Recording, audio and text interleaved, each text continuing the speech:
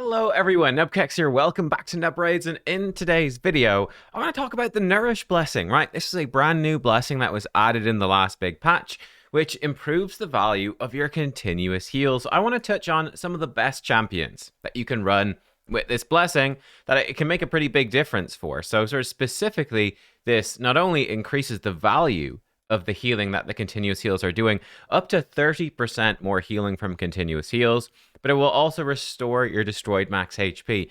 Now, unfortunately, this restore isn't that good. It's works the same way that Miracle Heal does, which is, let's say that you are on 99,000 out of 100,000 HP, and you get healed for 30,000. If you're at 99 out of 100,000, right, you only get healed for 1,000, and then 29,000 of that heal will be overhealing.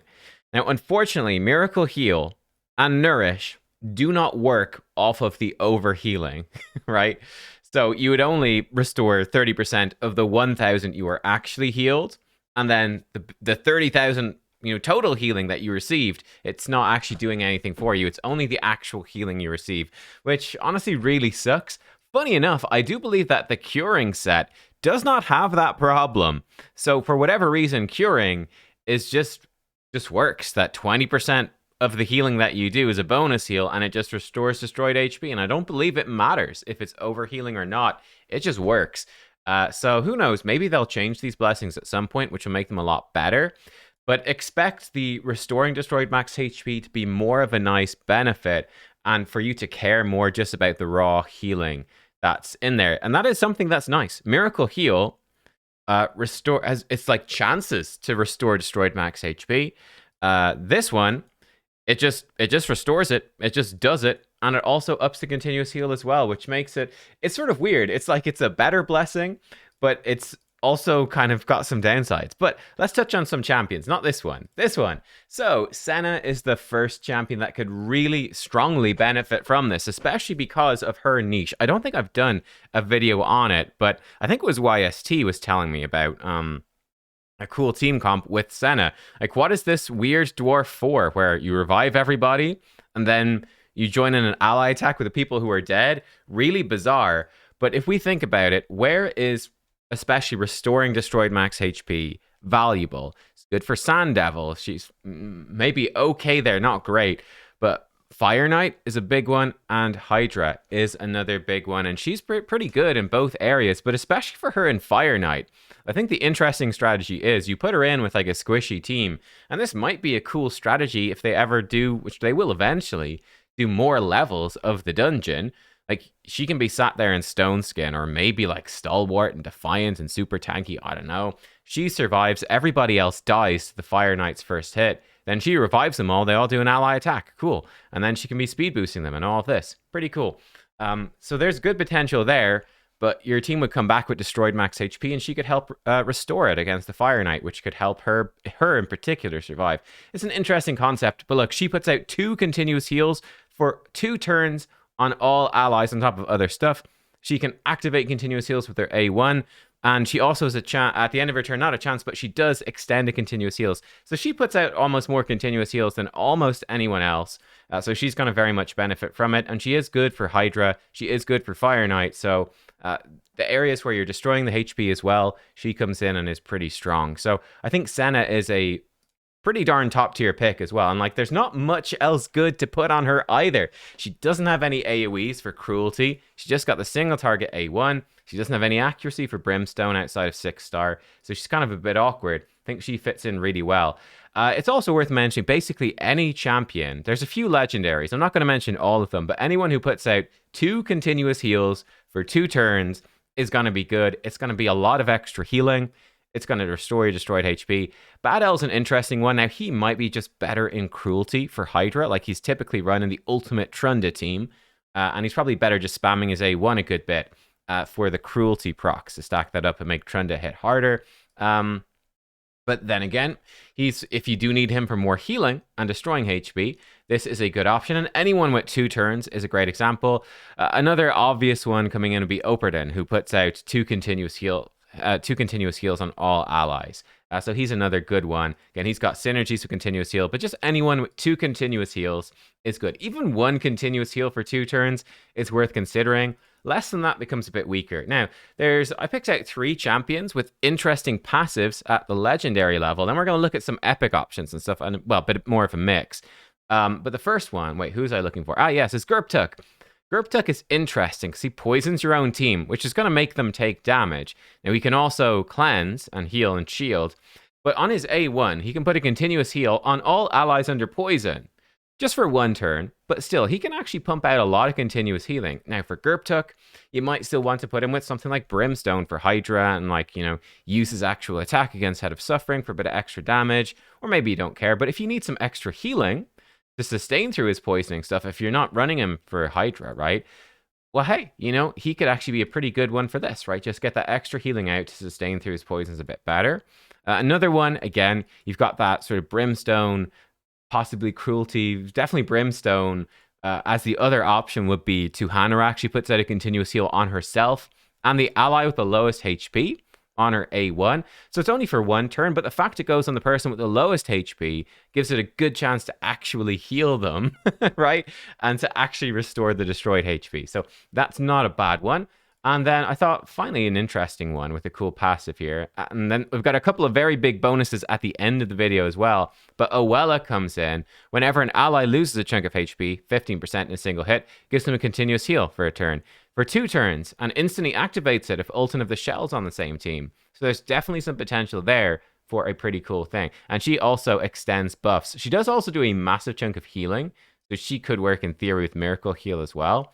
But I think that I think that Nourish is probably a bit more useful overall. It's going to heal you when you've actually taken damage, which makes it a bit stronger, I think. Now, for some budget options then, and then we'll touch on, I think, the 2 like ridiculous overhealing options, which is kind of funny. First budget option, she is a rare, and that's Reliquary Tender. So she comes in, she's got a cleanse with a continuous heal for 2 turns on a 3-turn cooldown. It's crazy. Like that, this is on a rare champion. It's super, super good. But yeah, like she obviously early game can struggle to keep your team alive. Look, just getting that extra healing out can be really, really valuable. She's also pretty good, by the way, with Nature's Bounty to make this a big decrease attack, or to give it a chance to be a big decrease attack. That's pretty valuable. But look, if you got decreased attack in your team already, just having a stronger heal, it can add up to be kind of decent. Another champion who was really lacking something particularly good to run is Melga. Who's another great champion, but she comes in with a continuous heal on everyone for 2 turns on a 3-turn alongside a shield. So again, that's just fantastic for healing up your team. She's got no other healing. She's got shielding here, and this does a big shield. So the extra healing can actually add up to be pretty significant to sustain your team if you're relying on Melga. A fun one, not a great champion, but a fun one, especially if you're struggling in the faction crypt, like if you've missed a bunch of like the fusion, legendaries and whatnot, is Rhine Beast. He puts a continuous heal out on the ally with the lowest HP every time he does an A1, which is pretty cool. He also has got a bit of a revive there as well. So you could put him in like 6-star Crushing Rend or something to make sure he kills an enemy with this. But yeah, just a bit more healing on his A1. Kind of nice. A champion that I used a lot for Eternal Dragon progression back in the day is Jareg and Clan Boss. But he puts out a continuous heal, very like the Owella passive, whenever an ally loses 20% max HP in 1 hit. So against Eternal Dragon, he comes in and he can put decreased attack. That's the boss in Doom Tower that locks you out of your skills. So look, even if you're locked out of your skills, he's placing decreased attack. He's potentially doing a ton of healing. Then if he does get back to a turn, ally protection, increased defense to keep you alive as well. So he's a really good one. And then another nice little budget option is Grush. Grush the Mangler, who comes in and he has a single continuous heal for 2 turns, the big one, but then an additional small one for 1 turn if he hits an enemy with a critical hit. So it's very easy to trigger that. So you're getting actually a decent chunk out. For an epic, it's actually quite a lot. It is on a 4-turn, but still it's decent. Also with him, it could be well worth considering Cruelty because he's got lots of AoEs. But if you're looking for more healing, Nourish is pretty good. Then finally, we've got the 2 kings. Let's look at the literal king first, which is King Galkabar.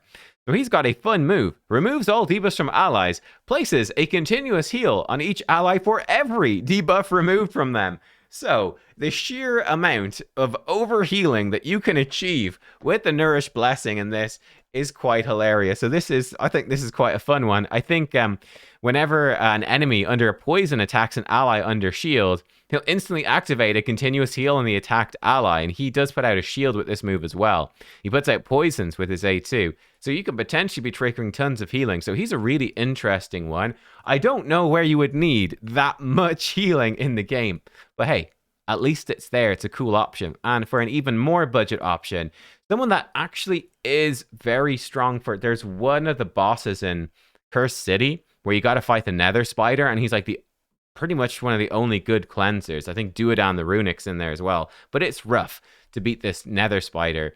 It's a double boss, I think, Nether Spider and something in the eastern part of Cursed City, one of the rotations. Grunge Killjoy removes all debuffs for allies, puts a continuous heal on each ally for every debuff removed. Again, just the sheer amount of healing. It's not as good as King Alkabar, but, you know, it's pretty good. So for that particular boss, that spider boss, pumping out loads of poisons, there's lots of incoming damage. Just upping the healing output can be really, really nice. So there you go. Those were the top picks I found when I was looking through and considering Nourish Blessings. But look, anyone that you're running in a team where you've got that destroyed HP, you need more healing, and they're doing lots of continuous heals is going to be good. Like, there are other champions, lots of them, that put out like a continuous heal for 1 or 2 turns on everybody. There's even a couple more, I think, that do 2 continuous heals at the same time. Like, anyone with lots is going to be good. I think those are the ones particularly worth noting. Like I said, some of them, it might be more worthwhile to pick up, like Cruelty or Brimstone. But then some of the champions, it could actually be quite impactful. Yeah, might open up some interesting new teams. Like, it genuinely might, which is pretty cool. So, look, there you go, guys. Let me know what you think. Have you switched any of your champions over to Nourish? And yeah, I'll see y'all next time. Goodbye.